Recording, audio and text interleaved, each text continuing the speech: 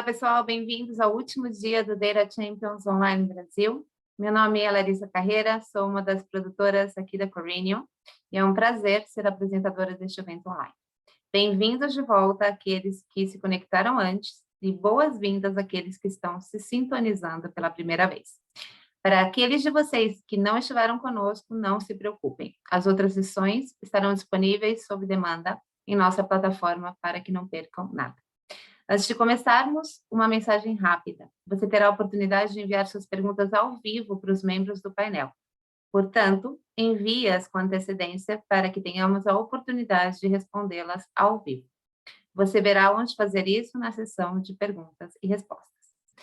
Agora, tenho o prazer de apresentar aos participantes do nosso painel, nosso moderador, Odilon Almeida, Senior Area Sales Manager da InterSystems, Rafael Lopes, Head Analytics da SC Johnson, o Rodrigo Celoto, Executive Superintendent Data and CRM and Analytics, Safra, Ricardo Soler, Chief Data e Analytics Officer da Quero Quitar, o Rafa Costa, Head de Dados e Analytics da Compra Agora, o João Quaranta, Gerente Executivo de Portfólio e Governança de Dados do Banco do Brasil, e o Daniel Martins, Data Analytics Superintendent da Alelo Brasil.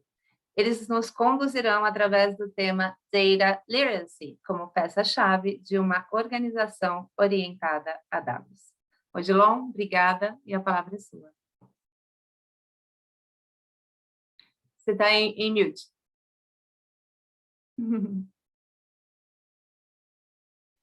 Tirando do mute aqui. Agora sim. Então, hoje, cada vez mais, dados são peça fundamental nas organizações, né? E à medida que as estratégias de dados e análise se tornam parte integrante de todos os aspectos de negócios digitais, ser alfabetizado em dados, né, o tema do nossa sessão de hoje, ter a capacidade de entender, compartilhar o conhecimento comum através de conversas relevantes e significativas sobre esses dados e informações, vão permitir que as organizações adotem novas tecnologias, novas estratégias para terem melhores resultados de negócio. Sendo assim, eu gostaria, com esses nossos panelistas, vim aqui para aprender bastante com eles também, né? Entender, dirigir a primeira pergunta para o Daniel e para o João, como que as suas organizações estão investindo na alfabetização de dados para viabilizar uma tomada de decisão fundamentada nesses dados e informações disponíveis? Passo a palavra para vocês, João e Daniel. Boa tarde, vou pessoal. Começar. Boa tarde. Pode começar, bom? Daniel. Posso começar? Tá bom, vou começar aqui, João. Já passo aqui para você complementar e trazer sua visão aqui. Prazer enorme estar aqui compartilhando esse painel para falar de um tema tão relevante com os colegas aqui no dia de hoje.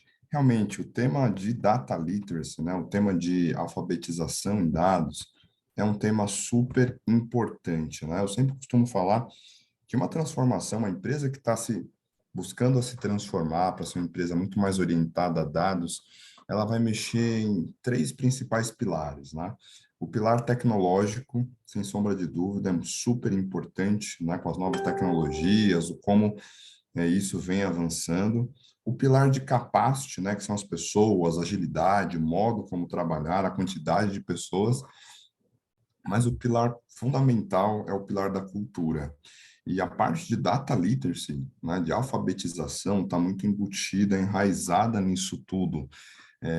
Qualquer estratégia, por mais linda que seja, ela pode ser destruída se não tiver uma cultura que adeque a essa estratégia.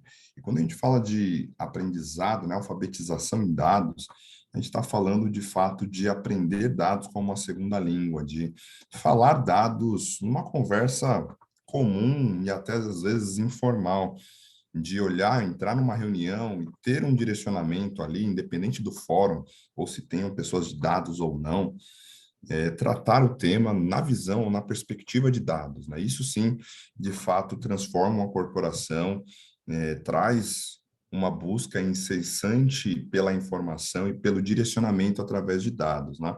A gente tem muito do inglês o termo data-driven, e confesso aqui que ele pode ser um pouco místico, né? essa questão dos dados direcionarem, né, o que tudo vai ser feito. A gente vem, inclusive, na companhia discutindo muito sobre isso, da questão do Data Driven Analytics, tá? Ou então o Decision Driven Analytics, que é, ou seja, a decisão vem primeiro e os dados podem nos guiar para onde nós queremos. A gente até evita ter um viés ali de olhar para alguma informação que a gente não tenha, tá? E tudo isso são níveis de maturidade que a companhia vai alcançando e vai desenvolvendo. Investir nesse tipo de iniciativa não é um investimento único, é algo recorrente. É algo que você precisa investir, reinvestir e continuar investindo, né? Mudar a cultura de uma companhia, acho que é uma das tarefas mais difíceis que existe para uma organização, né? Porque normalmente a organização já tem uma cultura. Então a gente fala muito de aculturamento, né? Junção de culturas. E existem uma série de investimentos e de iniciativas que precisam andar de forma conjunta para que isso seja efetivo, surta de fato a mudança, né? Gradativa, mas que precisa acontecer em diferentes níveis da organização. No momento que nós estamos, é fundamental, né, em toda essa transformação, esse pilar cultural. Tá? Antes era muito comum alguns temas que apenas algumas pessoas dominavam dentro da corporação. Dados é justamente o tema em que a corporação inteira precisa dominar. A gente tem um mote aqui na Lelo que nós não queremos uma área de dados forte, mas nós queremos uma empresa forte em dados. A empresa inteira, a companhia inteira precisa respirar, entender tudo o que está acontecendo nesse sentido. Todos precisam ter essa habilidade de interpretar dados, de conseguir usar dados nos seus argumentos, de conseguir usar dados para tomar decisões, priorizações, novas features, entender melhor comportamento, né? A gente entende que tudo isso faz parte de um aculturamento e o tema de data literacy, né, de alfabetização, é muito, muito, muito relevante. Eu diria que é o pilar central de toda uma estratégia de dados. Pegando um pouco o gancho, né, Daniel? Quando a gente fala de cultura, principalmente numa organização bicentenária como o Banco do Brasil e com quase 100 mil funcionários, isso acaba sendo um desafio adicional.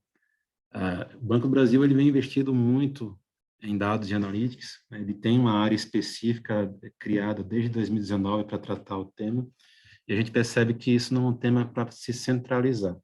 E a estratégia que nós adotamos aqui para descentralizar esse conteúdo e esse programa cultural, de transformação cultural, surgiu em 2020 e chamamos aqui de BB Data Driven. O que é esse programa, né? Esse programa ele busca, por diversas mídias, diversas formas de conteúdo, de diversos atores, transformar e disseminar a cultura analítica dentro do banco. Então, a gente tem investido muito em comunicação, essa comunicação, seja via sites internos ou mídias sociais, podcasts, clipes internos, eventos de integração muito, muito mais fortes. A gente tem feito aqui o que a gente chama de mobilizações, né? A gente tem os nossos hackathons aqui internos e alguns outros programas para mobilizar e fazer as pessoas tratarem e falarem dados. Nós temos uma parte de experimentação muito forte, onde a gente tem desafiado funcionários da rede de agências a proporem conteúdos, a resolverem soluções reais do dia a dia deles com o uso de analytics, né? E uma parte muito forte de investimentos em capacitação. E aqui, capacitação, eu abro um capítulo que não adianta eu escolher poucas almas para tratar esse tema. E a capacitação, a gente tratou isso em diversos níveis. Né? Nós contratamos 2 cursos de MBAs específicos para tratar inteligência analítica e ciência de dados. A gente tem um programa muito forte de EAD, com alguns players um pouco mais avançados, cursos de 400 horas de duração, mas que a gente tem disseminado isso para mais de 3 mil funcionários da força de trabalho do banco. Parcerias muito fortes com laboratórios e universidades. E um ponto aqui que eu destaco como central. A cultura da empresa, normalmente, ela faz com que a base seja de uma situação geracional, né, um perfil etário, e a cúpula de outro. Então, a gente tem investido fortemente num programa de capacitação em dados analíticos para executivos e gestores do banco. isso já vem trazendo uma outra percepção de valor, ou seja, dados não é mais um tabu dentro do banco, dados já passa a ser algo do dia a dia, graças a uma formação multilateral, multinível, trazendo aqui alguns guides muito importantes na aceleração até da transformação digital dentro do Banco do Brasil.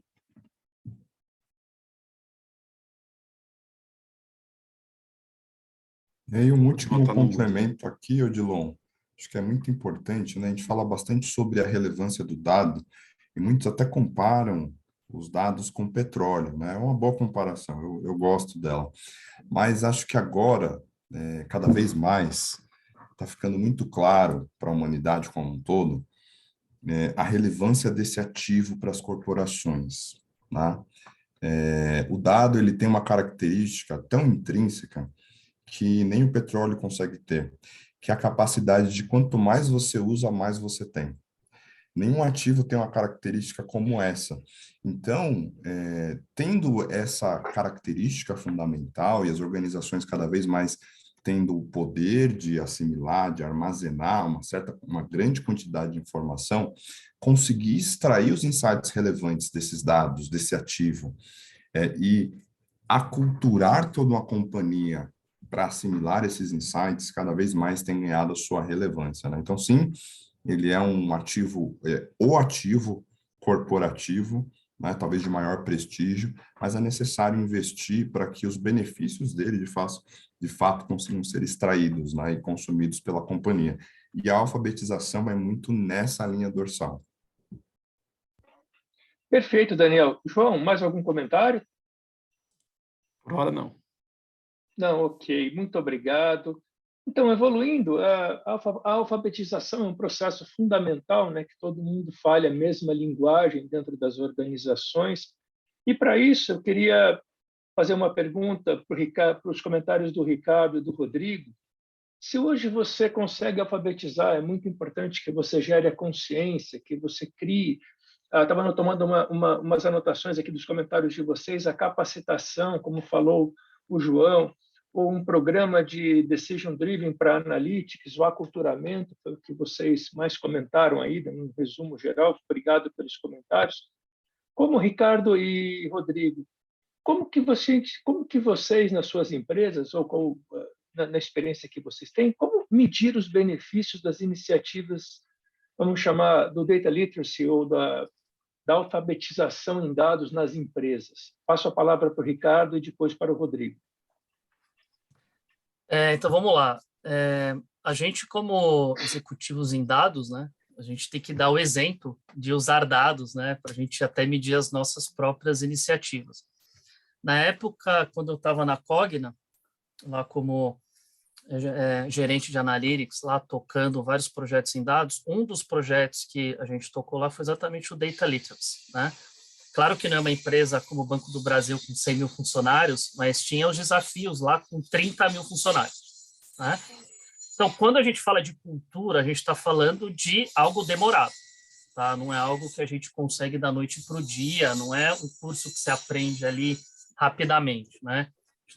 A gente está falando efetivamente de mudar a cabeça das pessoas em cima daquele tema, né?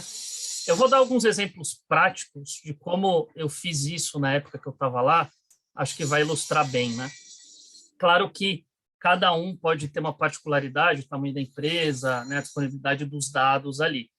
Mas na época lá na Cogna, o que eu fiz? Eu peguei os dados de todos os funcionários da empresa, né? Então, nome, e-mail, cargo, área, né? Eu falei, esse aqui é meu ponto de partida para eu entender quem que eu preciso, né, começar a falar sobre esse tema de data literacy, pensar no self-service BI, né, que na época a gente levou o Power BI, então era uma novidade ali, que a gente precisava que as pessoas conhecessem o Power BI para a gente ter aderência e adesão ao self-service. É muito complicado você passar por um self-service sem passar pelo data literacy, né? Você tem que ensinar as pessoas a usarem, ou você traz gente de fora, ou você treina internamente. E na época a gente decidiu treinar internamente as pessoas. Então teve esse trabalho inicial desse mapeamento das pessoas, né? Cargos e tudo mais. Então eu sabia quantos coordenadores tinham, quantos gerentes, analistas e tudo mais, né? Claro que, ao mesmo tempo a isso, eu já era abordado pelas áreas que já estavam interessadas por esse tema, mesmo sem eu ir até elas, né? Então, eu já tinha um certo mapeamento proativo das áreas, né? De algumas áreas. Então, foi mais fácil. Então, na época, isso lá em 2018, que a gente começou esse grande projeto de Data Literacy para o Self-Service BI. Então, o que a gente começou a fazer? A gente simplesmente começou a treinar, a criar salas de aulas lá dentro da Cogna, e eu mesmo comecei a dar aula disso junto com o meu time, para vocês terem uma ideia, né? Então, foi algo bem brave lá na época. Então, a gente começou a treinar analistas, coordenadores e tudo mais, né? Então, a gente tinha várias aulas ao longo da semana. Então, a gente ficou bastante tempo fazendo assim. E ficou fácil, né? Porque eu tinha uma base, né, de baseline dos funcionários, eu sabia, através das listas de presença, quem tinha participado. Então, com o tempo, né, eu comecei a prestar conta lá na empresa exatamente, né, de quais áreas, né, quais verticais, VPs, eu tinha treinado mais em Power BI, por exemplo, ou em Python, ou em SAS, que era o que a gente fazia lá. Então, essa é uma forma bem pragmática. E, inclusive, eu criei até um report no Power BI com essas medições ali. Tá? Com o tempo, a gente foi criando outras iniciativas. Uma delas, por exemplo, foi a gente criou lá plantões de dúvidas. Então, além de ter esses treinamentos presenciais, isso antes da pandemia, né? A gente tinha lá de forma mais presencial. Eu tinha os plantões também e eu capturava quem tinha participado lá para entrar nas minhas estatísticas de medição, né? E assim, quando entrou a pandemia, a gente foi para um lado mais virtual ali.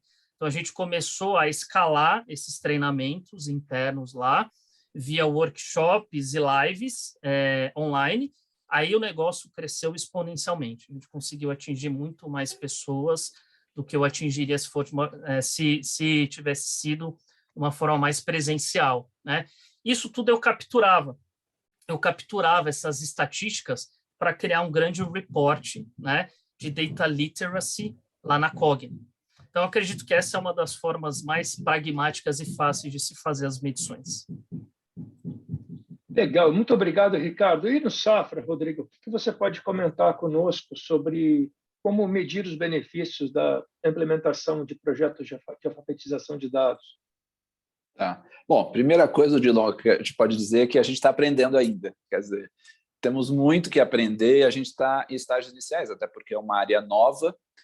E o desafio de Data Literacy é um desafio gigantesco, né? Não é um desafio que não só nós, mas como todas as organizações aqui dos participantes enfrentam e todos estamos aprendendo, começando a fazer isso em alta intensidade aí pelo mundo, né?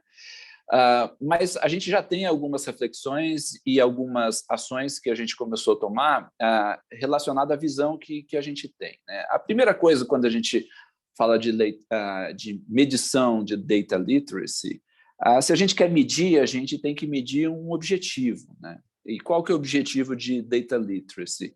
No nossa visão, Data Literacy corresponde ao desenvolvimento das competências necessárias para uma gestão baseada em dados. Quer dizer, para a gente trabalhar data-driven, a gente precisa desenvolver uma série de competências, né? E aí eu estou mais focado nas competências das pessoas, né?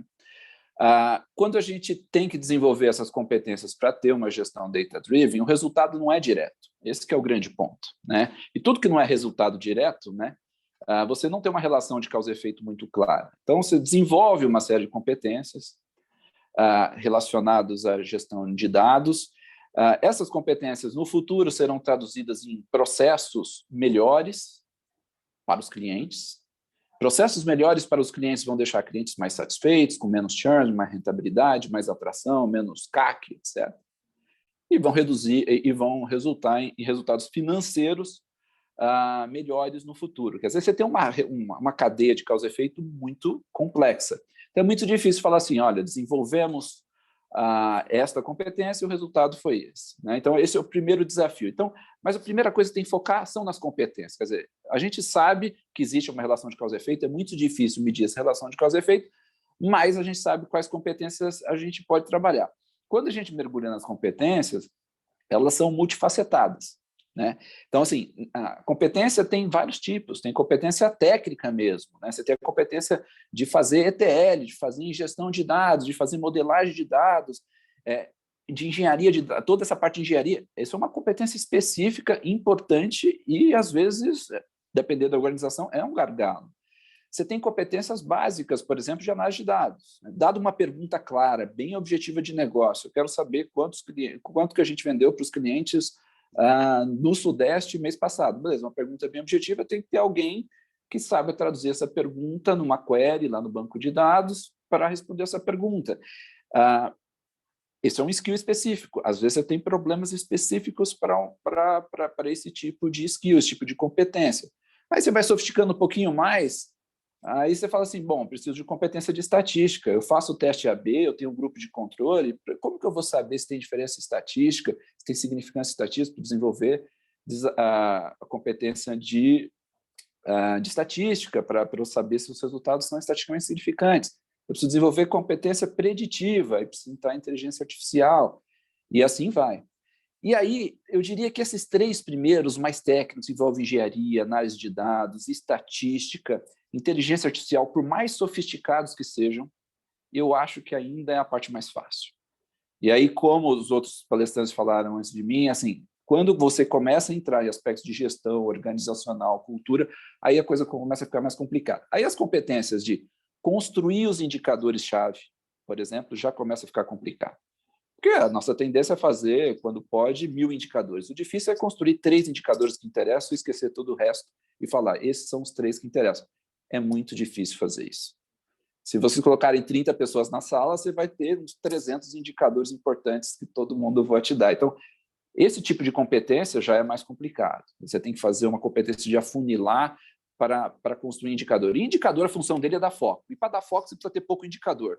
Escolher indicador não é fácil. Então, todo mundo aqui, eu já vi pelo sorriso de vários aqui, passa pelo mesmo problema, porque esse é um grande desafio. E a última categoria de competências que eu gostaria também de salientar, que é o aprendizado ágil, que é o batidão de aprendizado. Quer dizer, quando a gente olha essas metodologias modernas, são muito legais, que vem mistura de Scrum, Growth Hacking, etc., onde você tem um batidão de aprendizado semanal, por exemplo, você tem pequenos ciclos de aprendizado e a área de dados, de analytics, etc., é muito importante. Esse processo de aprendizado tem que ser ciclo muito curto. E o grande desafio é que ele é multifuncional, tem que estar todo mundo, não é só a gente de dado que participa, tem que participar a gente de marketing, tem que participar a gente de negócio, de operações, etc. Está todo mundo junto ali, mas primeiro o foco tem que ser o diagnóstico, via dados, e depois a execução. Mas como todas as empresas estão cheias de executivos e poucos analistas, certo? Todo mundo sabe executar muito bem, todo mundo quer pular para a execução, para a solução. Mas construir a cultura do diagnóstico, de aprender semanalmente, né, de forma recorrente, problemas objetivos que mudarão o resultado da empresa, acho que é o grande desafio. Eu sempre falo, se nós temos 52 semanas por ano. Se a gente tiver um aprendizado semanal orientado a dado que tenha tem impacto no resultado significativo, 52 semanas o efeito é composto, é extraordinário, é exponencial, né? E aí a questão é, bom, se eu não vou medir o resultado direto, lógico, o resultado que vai ser lá na última linha no lucro seria um desafio muito grande, mas dentro dessas competências que a gente pode trabalhar, o primeiro passo é olhar dentro da empresa e ver quais são os gaps que a gente tem nessas competências. Quer dizer, quem que é que tem que aprender a trabalhar com SQL, SAS, Python, para poder manusear o dado? Quer dizer, a gente tem que mapear isso, pegar todas as áreas, assim, pelo menos essas pessoas têm que ter esse nível de proficiência em SQL ou Python, SQL, nas funções básicas, né? Mas aí tem um pessoal que tem que ter o nível de proficiência lá em ferramentas de Business Intelligence, Power BI, enfim, e outras ferramentas de Business Intelligence. Tem o pessoal que tem que ter uma abordagem mais de negócio, sabe traduzir, sabe profundamente os indicadores específicos do negócio, sabe como fazer um funil, sabe como fazer um Customer Journey Analytics, sabe como olhar indicadores de crédito ou indicadores operacionais, quer dizer, gente que sabe olhar o dado do negócio em profundidade, e tem aquele pessoal que sabe trabalhar em grupo para fazer pesquisa, para fazer aprendizado semanal. E aí você tem que fazer um mapeamento, quer dizer, eu preciso de pessoas com competências distintas, quais são as pessoas, e você mapeia. Eu preciso treinar 60 pessoas aqui em SQL, eu preciso treinar tantas pessoas no método ágil orientado a dados, eu preciso treinar tantas pessoas em Growth Hack. E uma vez mapeado esses gaps, né, de competências que você tem que trabalhar, você tem que desenvolver essas competências. Mas eu acho que quando você desenvolve a competência, para mim, um grande desafio não é, beleza, a gente pode ficar no conforto, falar assim, 30 pessoas fizeram o curso de SQL, beleza, mas e o nível de proficiência? Qual que é o nível de proficiência que essas pessoas realmente têm SQL, ou têm Ágil, ou têm em Customer Journey Analytics, Growth Hack, seja o que for. Tem que trabalhar também, desenvolver métricas de proficiência para testar se realmente estamos avançando e aprendendo e as pessoas aprenderam, né?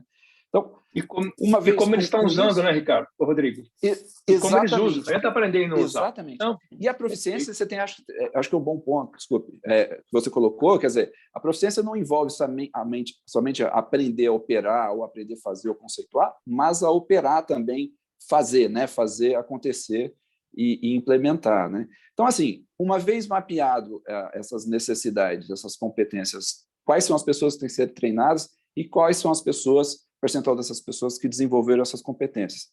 Parece fácil, né, conceitualmente, mas na prática é um belo desafio.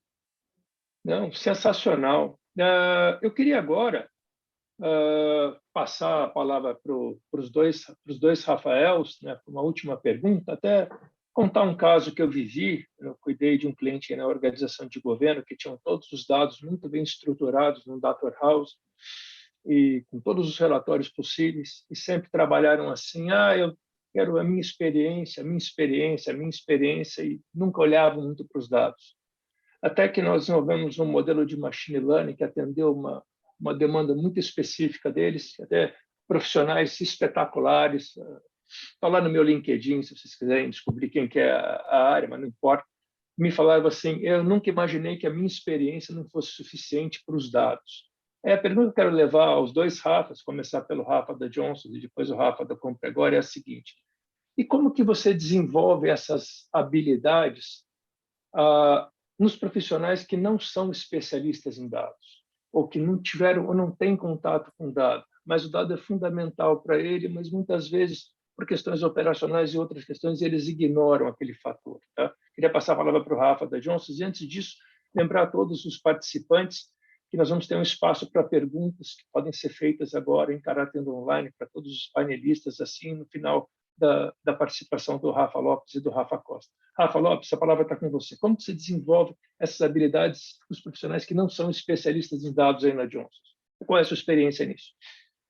Obrigado, Dilon. E complementando, acho que um pouco do que muito foi falado já aqui pelos colegas que comentaram antes, é uma jornada enorme, em especial quando você fala de pessoas que não são especialistas em dados ou não são nativos de dados, por assim dizer. Eu acho que tudo parte do início em que a liderança da companhia tem que ter uma visão muito clara de futuro e de qual que é esse caminho, esse roadmap para você poder chegar lá na frente e o que é que você quer de cultura como uma organização driveada para dados, olhando lá para frente.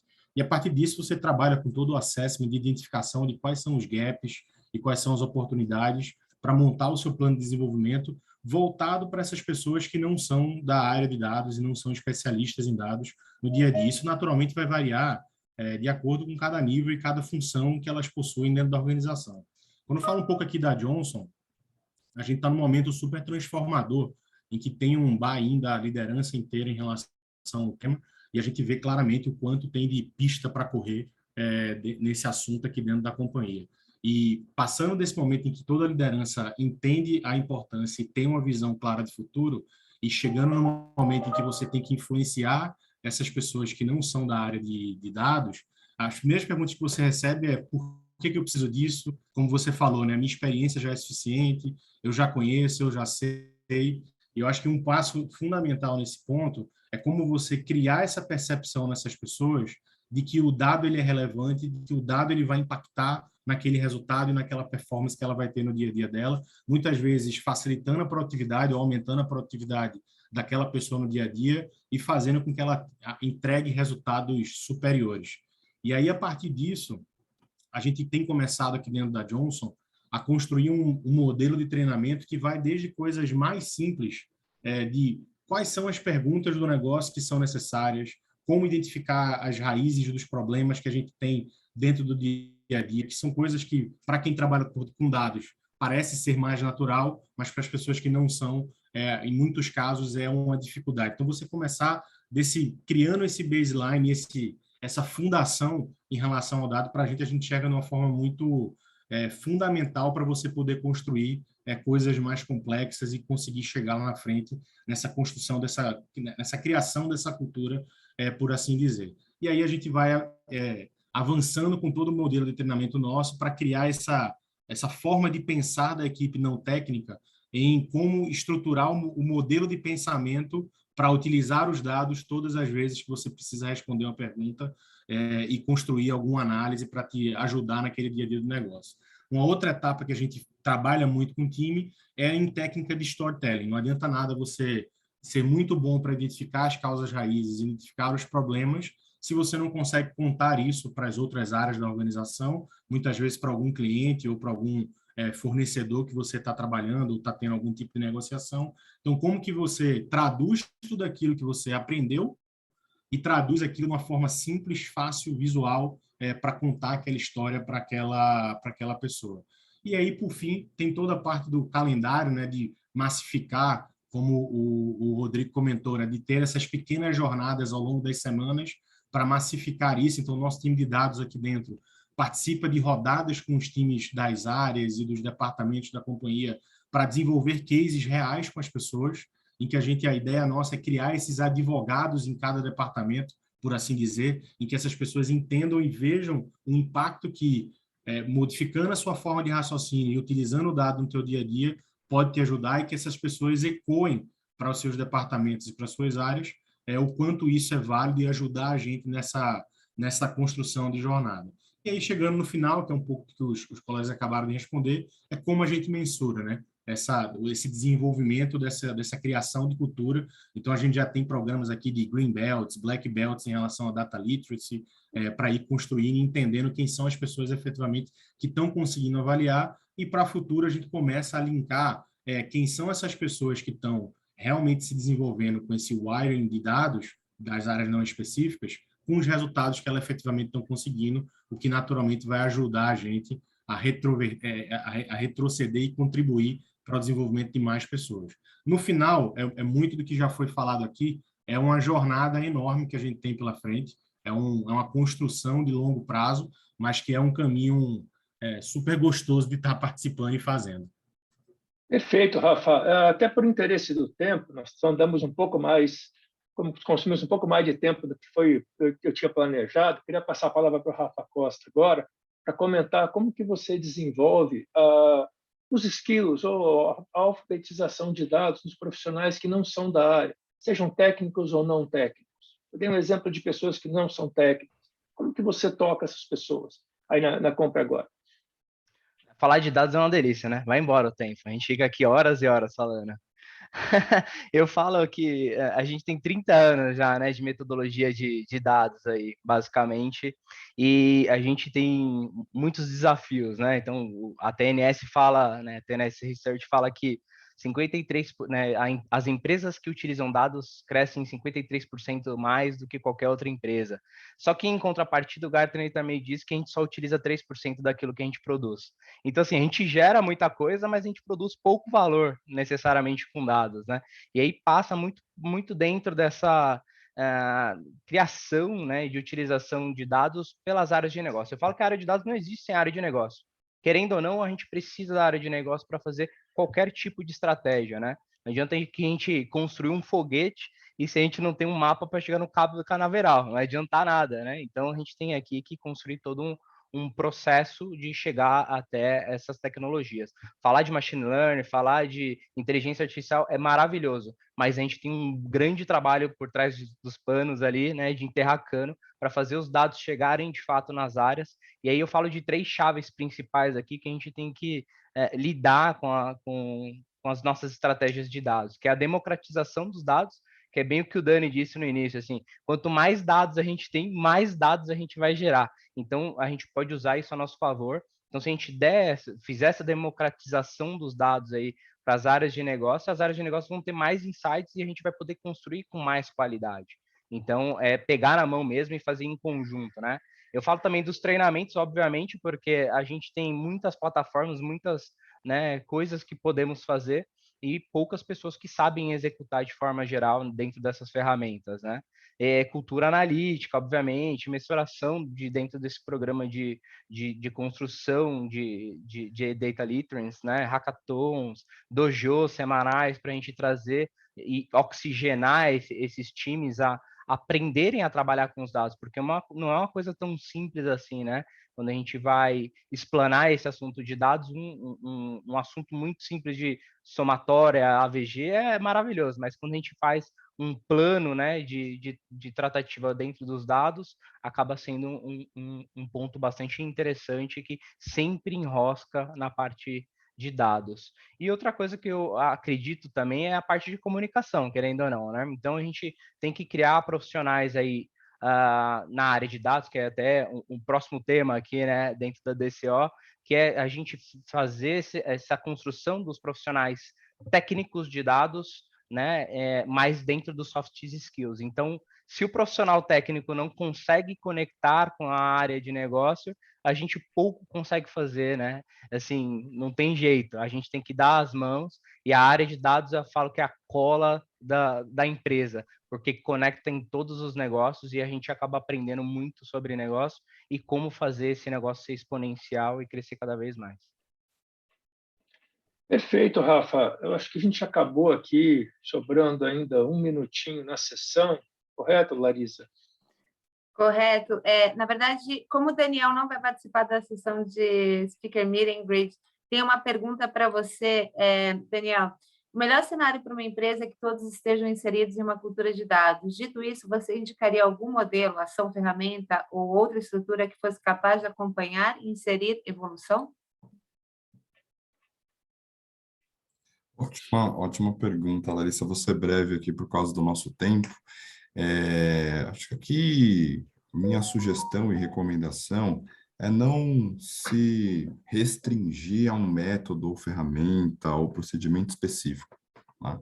É super importante testar e adaptar. Acho que cada empresa vai ter uma adaptação melhor a determinadas ferramentas, processos, interações.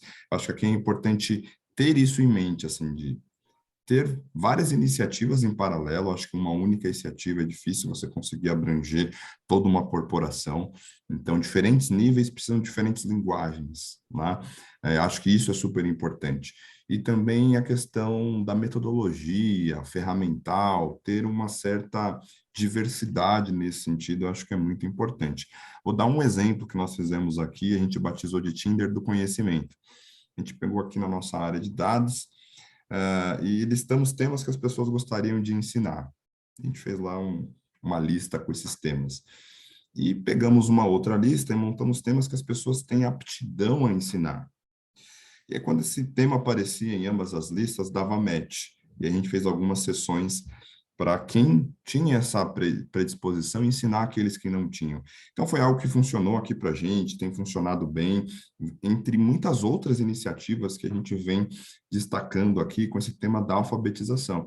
Mas acho que aqui é só para ilustrar o quanto que é importante experimentar, né?